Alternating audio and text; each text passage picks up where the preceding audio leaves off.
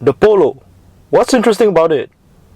How about the fact that the Polo that Malaysians got was based on the Indian market model? Now that's interesting, right? A car built in the jungles of Malaysia and based on the deserts of India from a German manufacturer.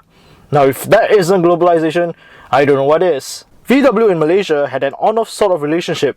Sure, Beetles are a common staple at classic car meets, and they still attract a lot of people, but by the 70s and 80s, Malaysians got a new preference to their choice of transportation, and they came from another axis power. The Japanese, with their reliable and affordable cars, slowly pushed off the Germans, and for that matter, the English, off their perch. VW took quite a big hit and tried their best to sell cars in the 90s and the 2000s under Auto Dunia, but it failed. It didn't help with VW actually going through some really bad shit elsewhere around the globe. Their cars were criticized for bad build quality and generic look. Things took a turn for the better in the mid 2000s and suddenly Volkswagen were the hip, cool German brand like it was in the 60s again, until Dieselgate. Back in Malaysia though, Volkswagen decided to do things its own way and distributed themselves, setting up shop in 2008. Slowly sales picked up as the price of Malaysian cars grew even more competitive and suddenly Malaysians can buy a car that doesn't start with a P. Volkswagen knew that in order to sell for much cheaper, they would have to start assembling cars in Malaysia. And now here we are, the 5th generation Volkswagen Polo. While other countries got the new Mark 6, we still have this aged hatchback since 2012, with this being the facelift model that was launched in 2014.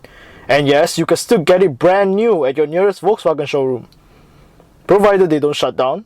In fact, the owner said he got it in 2017 but still calls it a 2014 model. Really? The Polo was unchanged for 5 whole years, but Volkswagen released some special editions to keep it so-called fresh.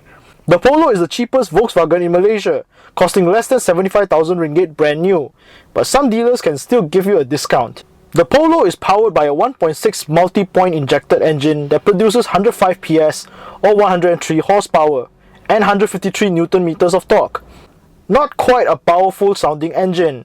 There was a 1.2 turbo powered 4-cylinder that produces more torque and was mated to a 7-speed DSG gearbox, but it got replaced with this model instead.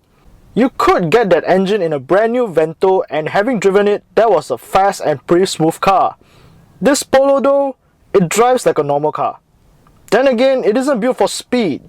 After all, this is supposed to be a small family car and it's supposed to be economical.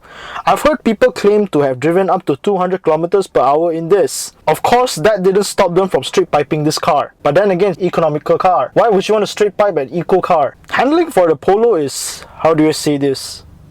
Normal. Of course, this Polo is just plain vanilla.